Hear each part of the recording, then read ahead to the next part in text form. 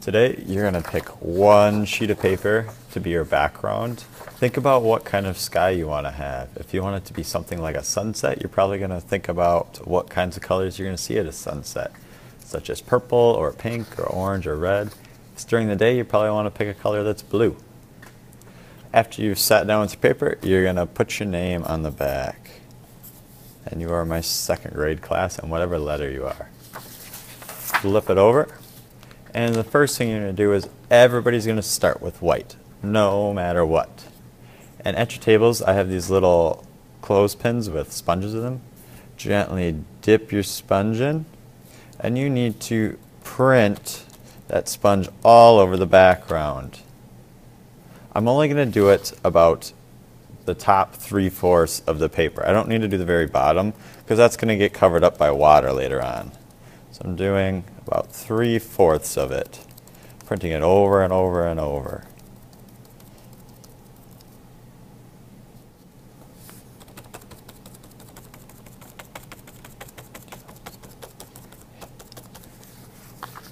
Alright, so I've finished printing my background. Notice I didn't have to do the very bottom part. Like I said, that's going to get covered up by waves.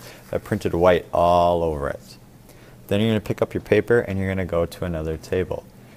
Each table has its own colors. So if you go to the red table, it has red. If you go to the orange table, it has orange. And you need to print 2 more colors all over your background. Once again, think about what kind of sky you want to show. If you want something that's going to look like a sunset, think about the colors that you will see. But I do white first, then I can move to the colors.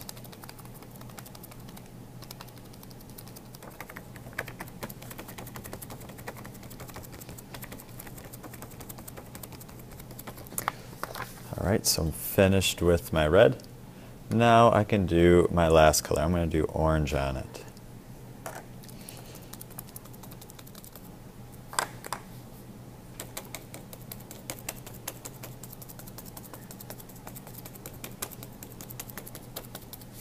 Alright, so I'm all finished printing. I did white, I did my 2 colors. You can see that I did red and orange.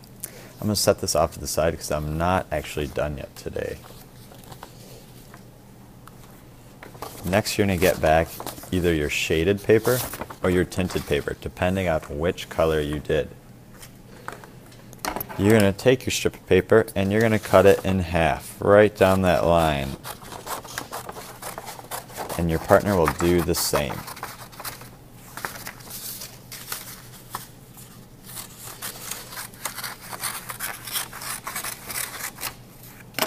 Then you're going to take your strip of paper and you are going to tear it down the center. So I'm going to take 2 hands. One hand's going to push away and the other one's going to pull towards myself. And I'm going to tear. Be careful that you don't tear it all the way off the edge of the paper. If you need help tearing, let me know and I can help out. So I get 2 strips, as you can see. One of these strips is going to go to your partner, so now you each have a tint. You need to do that to both of your colors.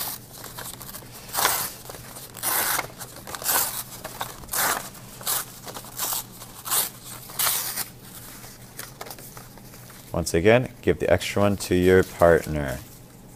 The person doing shades is going to do the exact same thing. They need to tear their paper down the center. Give it to your partner.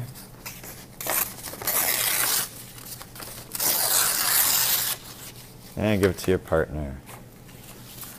The last thing that we need to do today is we need to take those strips of papers and glue them down to our background. I know that our background's wet. Typically I wouldn't want you to do this, but today we're going to give it a shot.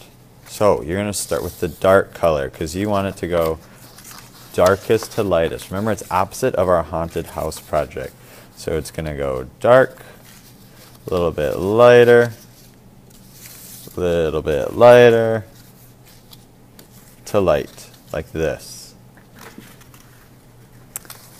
So I'm going to start with my darkest one because that's in the back. We don't start from the bottom of our paper, we start from the top, or the middle, I suppose. And you're going to take some glue You're only going to put glue around the flat sides. Only around the flat sides. Today I'm not going to use dots of glue because we're going to need a little bit extra glue. I'm going to flip it over and glue it down. Notice I'm gluing it about halfway up my paper. Just like this. Line it up with the edge. Looks like one of my sheets of paper is a little bit shorter than the other, so we might have to trim off the edge at the end of the project. The reason I only put glue along the flat edges is because we're going to curl those waves later on. I can do the next one just like I did the last one. I'm going to put some glue along the flat edges.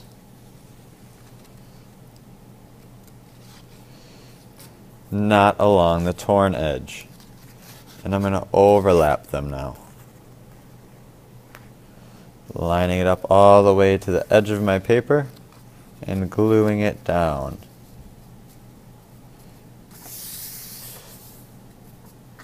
Just like this. I got 2 more strips to do.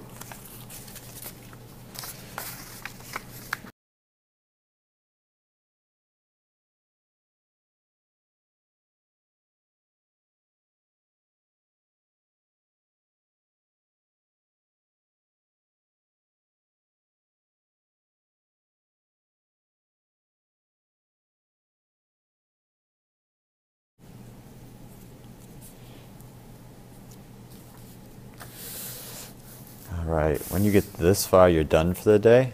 Remember that first you printed your background with those clothespins and sponges. You start with white, then add 2 more colors. Then I cut my tint or shade sheet in half, and then I took each of those little strips and tore them in half again and gave 1 half to my neighbor, and I kept the other half for myself. Lastly, I glued them down, starting with the dark in the back and working towards the light. Remember that the dark goes about halfway up your paper. And then I worked my way to light. Lightest should always be at the bottom. Lightest should come last as well. These go in the drying rack when you're all finished.